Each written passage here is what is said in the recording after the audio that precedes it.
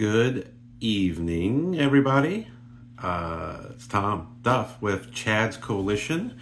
Thanks for joining us on the live stream tonight. After about a year and 9 months, they allow me to take it over. The reality is this makes me pretty excited. It's been a while since I've done one of these live streams, and I'm hoping that you are going to basically kind of hang out with me a little bit because, mental health matters and it's an important way to kind of look at the holidays. So thankful to be here with all of you tonight. And then, of course, we'll have this posted later as well, too. So people definitely can listen in as well. So yeah, I'm, if you don't know me, I'm the CEO at Chad's Coalition for Mental Health. I'm an LCSW as well, too. So basically, I really hope that we're able to have some good discussion tonight, as well as be able to just kind of enjoy the evening a little bit. So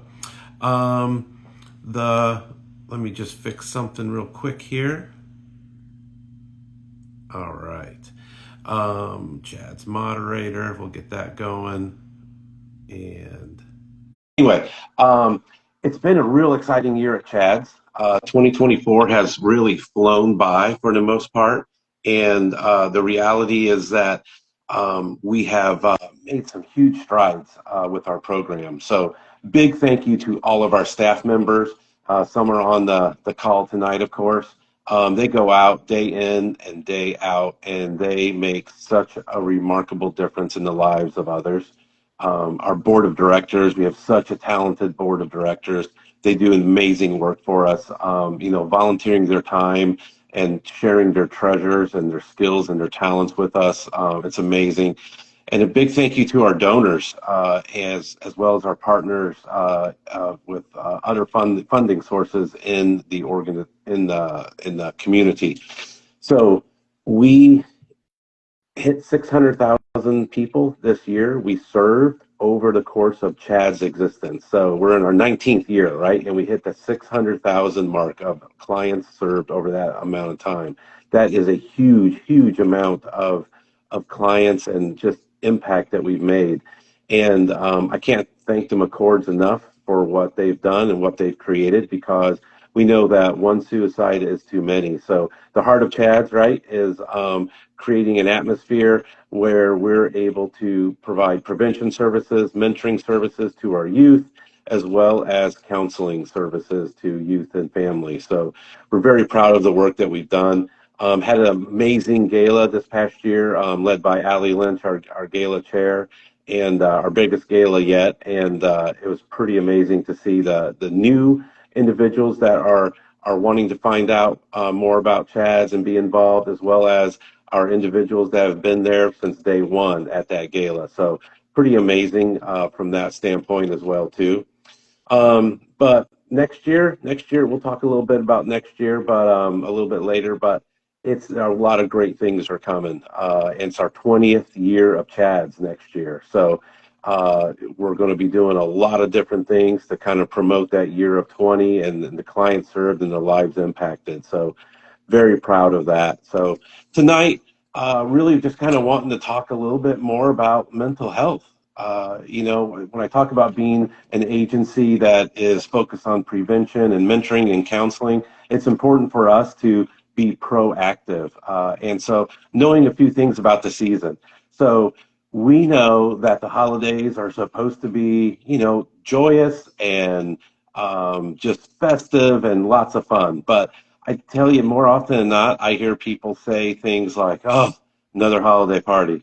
Oh, another family get-together. What are all these things going on? It's taking away from all of my fun, right? And it's supposed to be fun. It's supposed to be that time of year.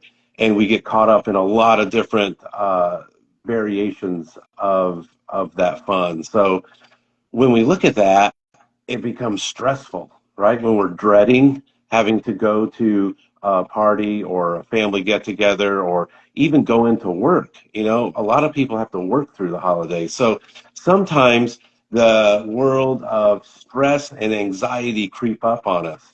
And so, one of the first things we got to do is kind of do that check-in with ourselves.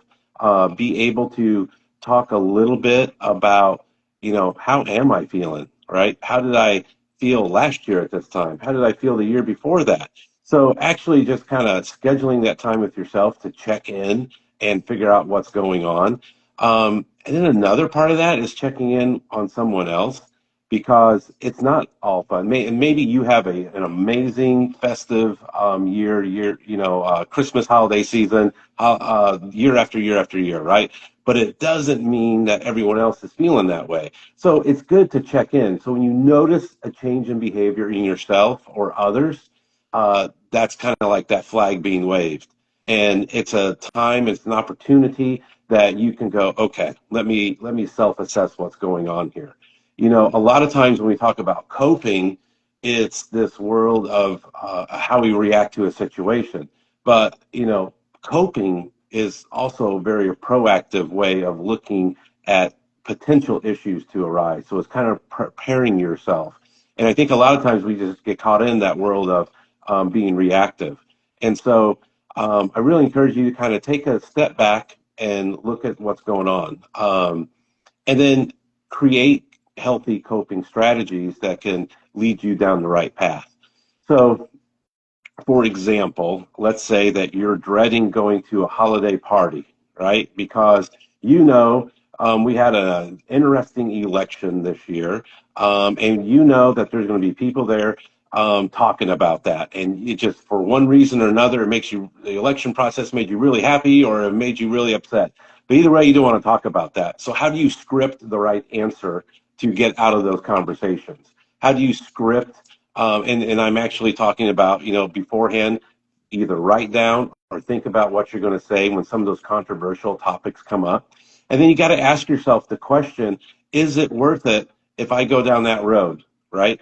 And I'm at a festive event, I'm at a holiday party, a family get together, and that topic comes up. It's going to trigger me into feeling one way or another. And is it worth it for me to possibly ruin the event, ruin my feelings, ruin the event for someone that I'm with because I get so upset and so triggered into those conversations? So thinking ahead of time is really a very healthy way of addressing those triggering situations. And that takes time, right? It takes time to reflect. Um, Also, when you look at how do you cope with certain times of year, um, when we sit and we think about our past year, so this time of year we're supposed to reflect on the past year and make goals for the next year. Well, maybe when you reflect, it creates a lot of emotions. It creates a lot of feelings that may not be positive. Maybe there were events that were, you considered were problematic or failures, or you didn't achieve the goals that you set out to achieve. So when you sit and reflect about those, that could bring up a lot of emotions. So it's really healthy to kind of create that concept around either writing out those feelings, writing out those thoughts, journaling it, getting it out, right? That's basically what I'm getting at. One way or another, getting those thoughts and feelings out. And, you know, recognizing that, and not just yourself but others, is one of the most important things, because our actions of course can affect others, and we don't understand sometimes what others are going through. So that trauma informed practice of asking the question, what happened to you, compared to what's wrong with you or what's wrong with that person. It's important to put yourself in a place where you can ask that question, what happened to you, right? um, so it creates a world of empathy, and it creates a world of understanding as well too. It's also important when we talk about that proactive way. If you know that it's a world of stress during this time, how can you proactively infuse, right, yourself and your environment with healthy sleep, healthy nutrition, and exercise, right? Those are three things that any therapist, anybody in this field will say to you that can help your mental health, right? Right off the bat, and those are relatively cheap things to do, free things to do. Of course, sometimes eating healthy, that costs a little bit more, unfortunately, but there's ways around that, and it's things that you can implement. So if you know from Thanksgiving to past New Year's, it's going to be a very stressful time, And let's just talk about diet, right? I love cookies. I love sweets, right? This time of year, I know that people love to drop off cookies, right? And if I want to enjoy Christmas cookies and Christmas fun treats that are dropped off as a way of saying thanks, I know I need to infuse exercise because if I'm going to enjoy that, I want to have some exercise. So I need to schedule myself going to the gym. I need to schedule myself doing some type of exercise. Whatever is appropriate for you and whatever is most interested to you. But it's a way of proactively looking at that. So you can indulge in that area of those cookies, but at the same time create a coping strategy around that to help you continue to feel positive. All right. So these are examples that, sometimes it may feel like, oh, that's just such an easy way of looking at that, right? But it isn't. It isn't that easy to sit back and think about how all these aspects affect our mental health. And so, uh, also as it relates to the holidays and stress, how do we take care of the people who are taking care of us? A lot of times stereotyping, there's one person in the family that's taking care of buying the presents, cooking the meals, arranging, just organizing, scheduling everything that needs to happen. And sometimes we have many different family parties to go to and many different um, baking or cooking that you have to do for each party, presents for each party. There's usually somebody in the family that's doing that. Shout out to my wife who does that for our family. But how do we take care of that person before the season starts, during the season, and after the season? And that's a way of looking out for someone else as well, too, right? It's a way of checking in. It's a way of creating less anxiety in that person and that family and for the whole collective unit, right? So there's a lot of ways we need to look at that and checking in on other people. I can't stress enough, and it's hard to do, right? Sometimes we're introverts, sometimes we don't want to start a conversation that we're afraid of the answers. But if something is nudging us to check in on somebody, right, or to just ask how they are doing, there's a reason for that, right? There's a nudge there. Do it, right? A simple hello, a simple how's it going can we've heard it before. It can save a person's life. It can change a person's outlook. And it's a simple act from one human being to another.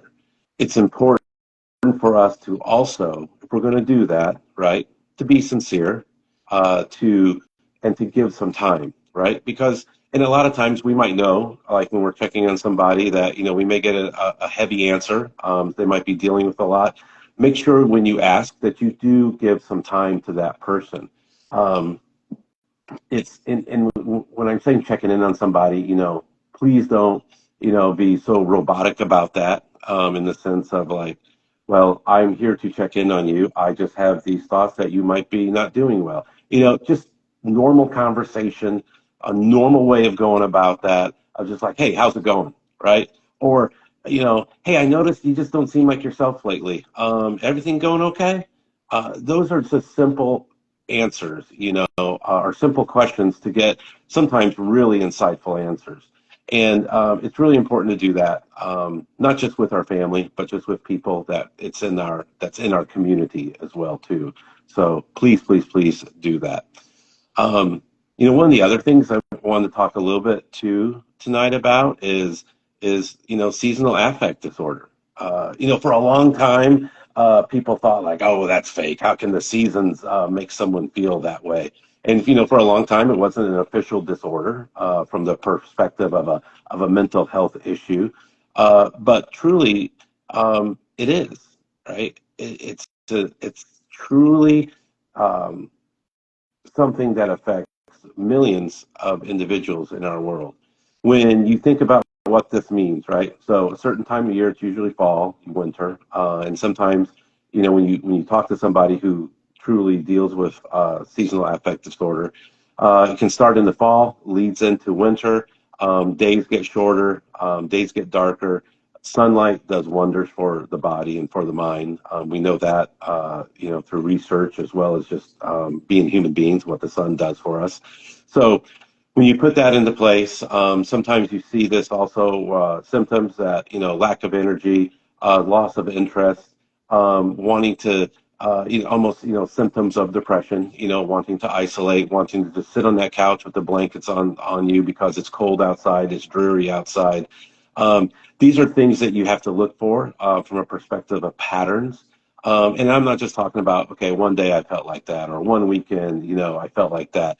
We're talking about days that turn into weeks, and there's a loss of interest in activities.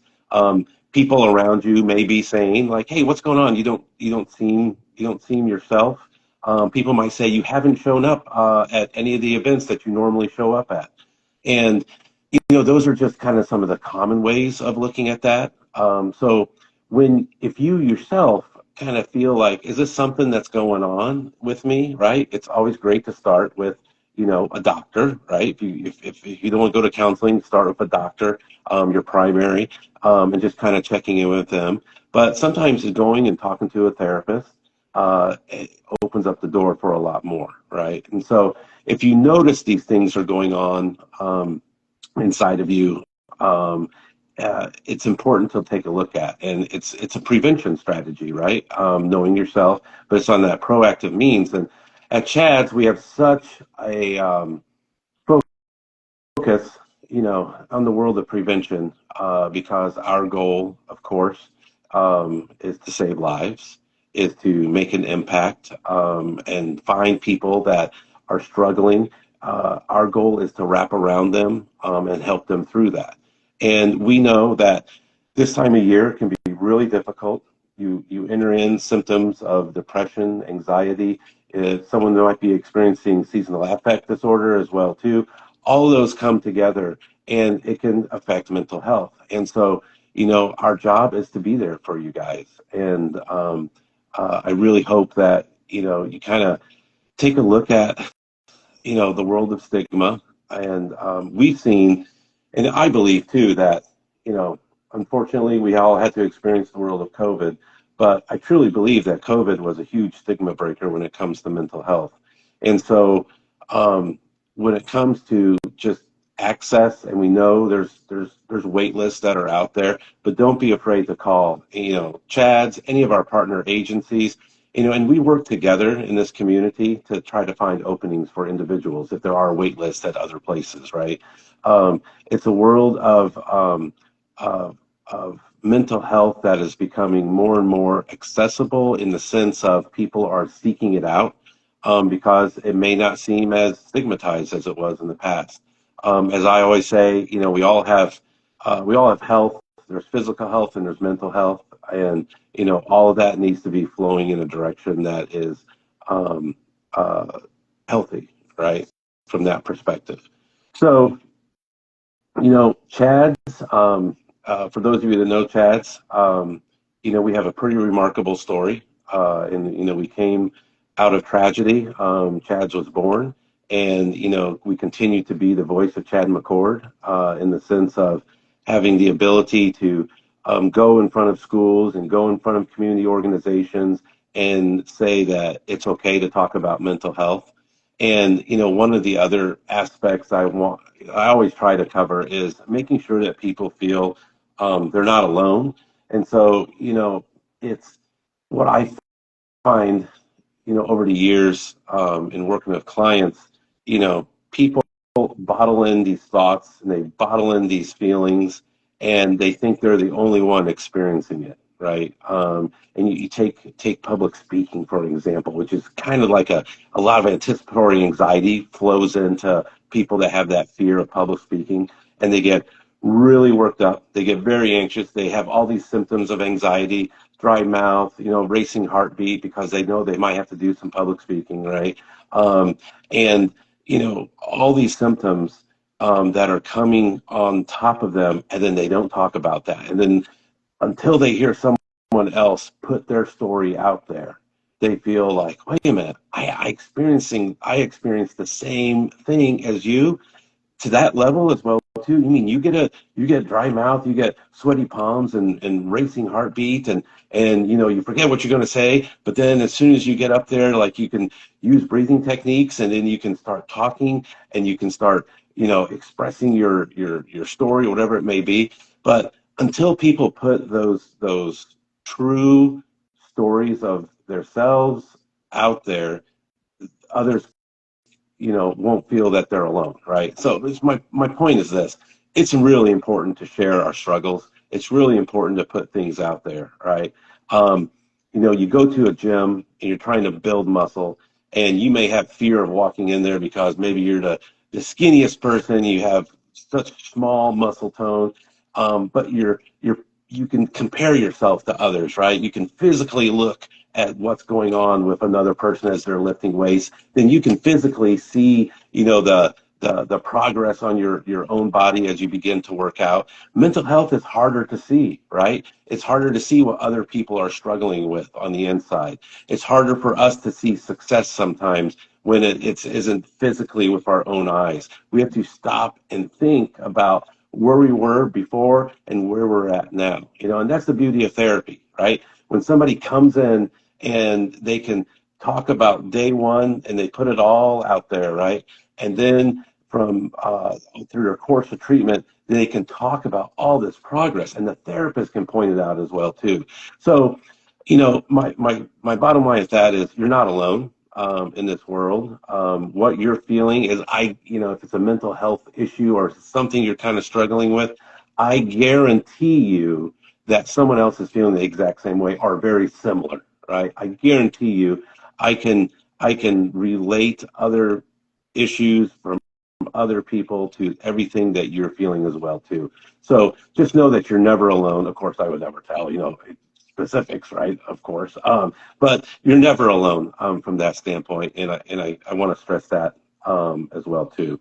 So I'm not going to spend all night on here, or when you're recorded this. I want to just hit some of those key points, go into a little bit of dialogue. It's really to help people just try to normalize some of these conversations. And sometimes when we do these Instagram lives, we hope people will put things out there, put messages out there, have the courage afterwards to come seek out therapy or just go check in on somebody, right? It's really important to check in on somebody.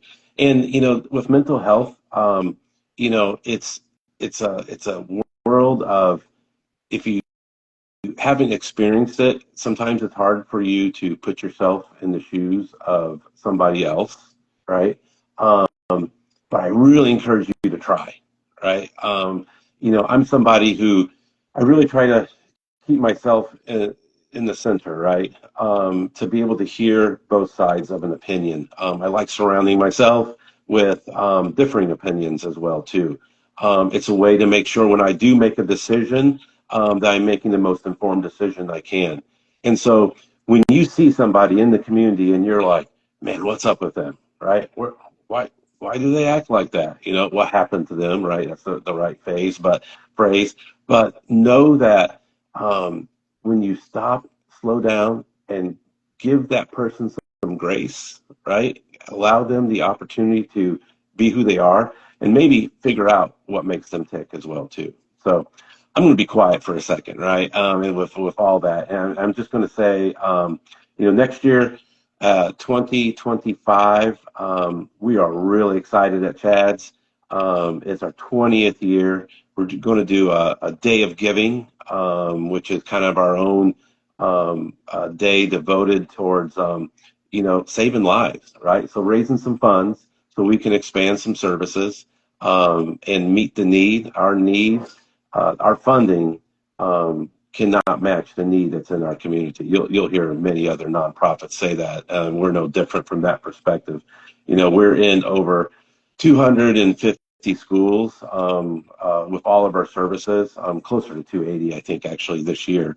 But there is a pretty amazing need that's out there, and what we hear from our partner schools that we're in is, hey, you're here 2 days a week. We actually need you 3 more days a week. We need you, and that's the common thing. We need you 5 days a week, right? And we need to figure out how to make that happen. So that's why we're doing a day of giving on February 11th. There'll be a lot more coming out about that.